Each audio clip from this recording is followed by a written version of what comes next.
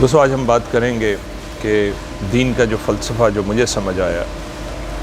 میں اس کی مثال ایک واقعے سے کروں گا۔ بہت عرصے پہلے کی بات ہے، میں سعودی عرب کی طرف میں ٹریول کر رہا تھا، تو ہوا کچھ یوں کہ رستے میں میرا جو ٹائر ہے گاڑی کا وہ پنکچر ہو گیا۔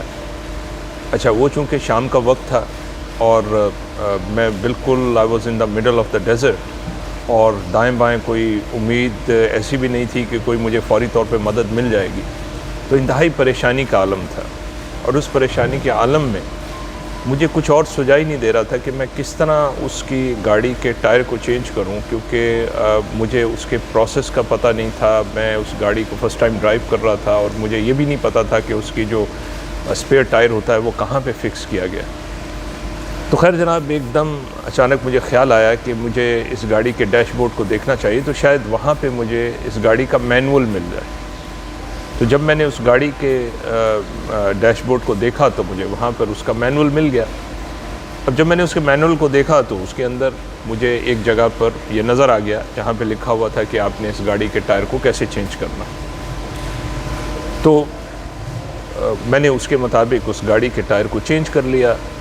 تو جس وقت میں اس گاڑی کے ٹائر کو چینج کر رہا تھا تو مجھے ایک خیال آیا کہ دیکھیں، یہ جو گاڑی کا مینوفیکچرر ہے،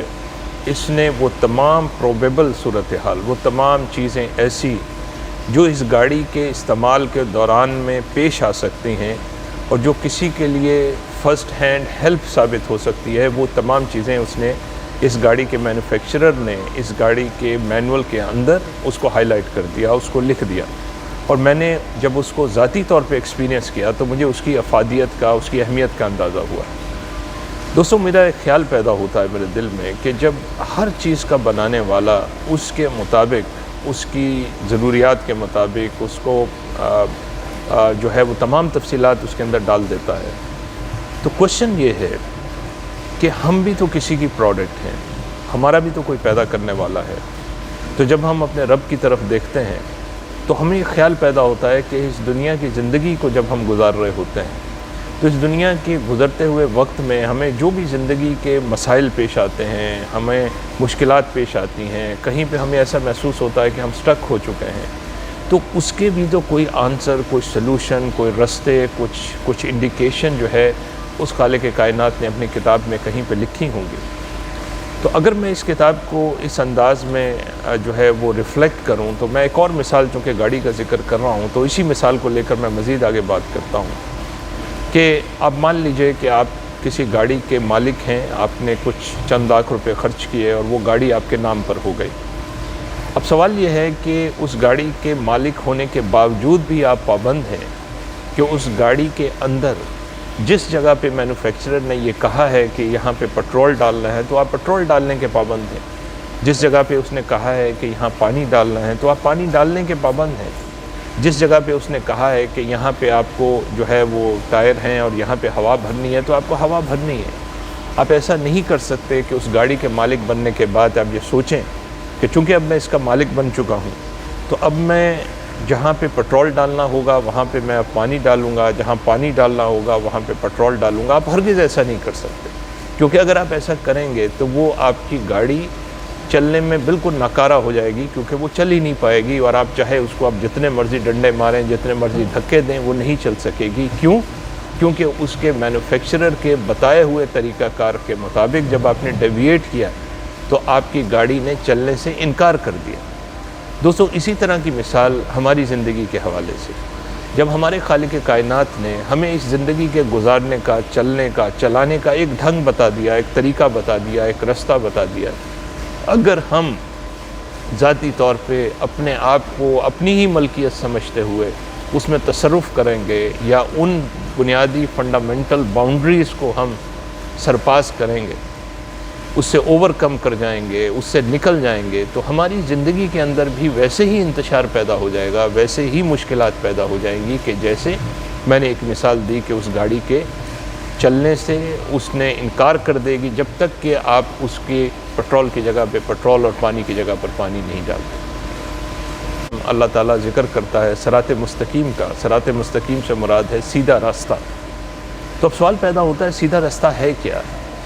اب دیکھیں، اگر میں انسانی زندگی کو اگر ہم 3 سیگمنٹس میں ڈیوائڈ کر دیں یا 3 ادوار میں ڈیوائڈ کر دیں، تو جو پہلا دور تھا جس کو ہم کہتے ہیں کہ ہم لوگ عالم ارواح میں تھے، اللہ تعالیٰ نے ہم سب کی روحوں کو اس جہان میں پیدا کر دیا تھا، اس میں حضرت آدم علیہ السلام سے لے کے آخری انسان تک کے آنے میں جس انسان نے آنے تھا اس کو وہاں پہ اللہ تعالیٰ نے اس کی روح کو پہلے پیدا کر دیا تھا۔ اور جب ہم عالم ارواح میں تھے تو قرآن پاک میں مذکور ہے کہ اللہ تعالیٰ نے ہم سب سے ایک عہد لیا تھا جس کو عہد الست کہتے ہیں۔ وہ عہد الست کیا تھا؟ اللہ تعالیٰ نے پوچھا ہم سب سے، وہ تمام روحیں موجود تھیں، الست بربکم، تمہارا رب کون ہے؟ تو ہم سب نے یک زبان ہو کر یہ کہا تھا، قالوا بلا، آپ ہمارے رب ہیں، کیونکہ ہم رب کو دیکھ رہے تھے۔ اب وہاں سے اللہ تعالیٰ کا جو ارشاد تھا وہ یہی تھا کہ اب تم یہاں سے دنیا کی زندگی میں بھیجے جاؤ گے، اور میری ہدایات اور میرے رسول اور تمہیں گائیڈ کرنے والے لوگ جو ہیں وہ اس دنیا میں بھیجتا رہوں گا، اور خود کو پردہ غیب میں رکھوں گا، اور تم لوگوں کو اور ایک میں پروویژن دوں گا کہ جو میری نشانیاں ہیں تم ان سے مجھے پہچان پاؤ گے۔ اب جو مجھے پہچان پائے گا، جو میرے احکامات پر عمل کرے گا، تو آفٹر جب وہ دنیا کی زندگی گزار کے آئے گا تو اس کے لیے اچھے مقام ہوں گے، اچھی زندگی ہوگی۔ تو ہم مان لیتے ہیں کہ جو پہلا سیگمنٹ تھا ہم سب کے سب ایک ہی روٹ پہ تھے، ایک ہی ٹریک پہ تھے، اس کو ہم صراط مستقیم کہتے ہیں۔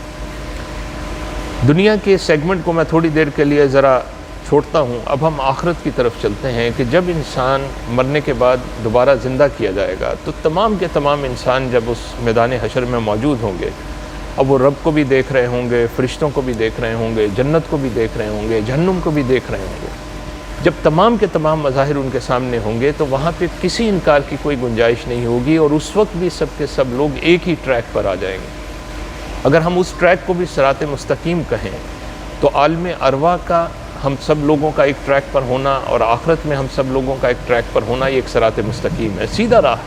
ایک ہی رستہ ہے۔ لیکن یہ جو درمیان کا سیگمنٹ ہے، اگر ہم دنیا کی طرف آتے ہیں تو یہاں پہ وہ جو صراط مستقیم ہے وہ کہیں چھپا ہوا ہے، اور اس کی نشاندہی جو ہے وہ اللہ تعالیٰ نے اپنے نبیوں کے ذریعے، اپنے کتابوں کے ذریعے ان رستے کی طرف کر دی ہے کہ اگر تم اس طریقے پر، اس انداز میں گزارا کرو گے، اس طرح زندگی میں چلو گے تو تم صراط مستقیم پر رہو گے۔ اب یہاں پہ ایک میٹر آف چوائس ہے جو میرے پاس اور آپ کے پاس موجود ہے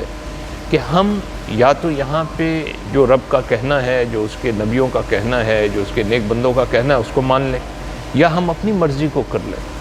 لیکن اس بات کا یقین ہے کہ اگر، اور یقین ہونا چاہیے کہ اگر ہم رب کے کہے ہوئی بات کو مانیں گے تو دنیا کی زندگی میں بھی ہم اسی صراط مستقیم پر رہیں گے، اس سیگمنٹ پر رہیں گے جس کا پہلا حصہ جو ہے وہ عالم ارواح سے جڑا ہوگا اور آخری حصہ جو ہے وہ آخرت کے ساتھ جڑا ہوگا۔ یعنی یہی وہ انسان ہے جو صراط مستقیم پر اپنی زندگی گزارتا ہے۔ اور دوستو یاد رکھیے، جس وقت بھی ہم دعا کرتے ہیں،